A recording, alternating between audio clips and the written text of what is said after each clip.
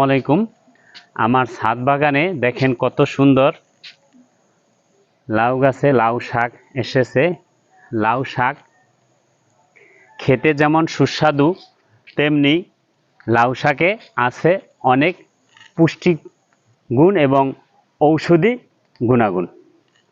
লাউ শাকে রয়েছে প্রচুর পরিমাণে ক্যালসিয়াম, আয়রন এবং ভিটামিন সি। লাউ শাক খেলে আপনার হজম শক্তি বাড়ে এবং পায়খানা ক্লিয়ার হয়। যাদের কোষ্ঠকাঠিন্য তারা বেশি পরিমাণে লাউ শাক খাবেন। লাউ শাকে আছে প্রচুর পরিমাণে ফাইবার।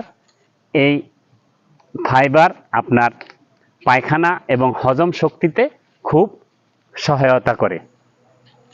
লাউ শাক হাড় গঠনে এবং রক্ত স্বল্পতা দূরীকরণে খুব উপকারী ভূমিকা পালন করে।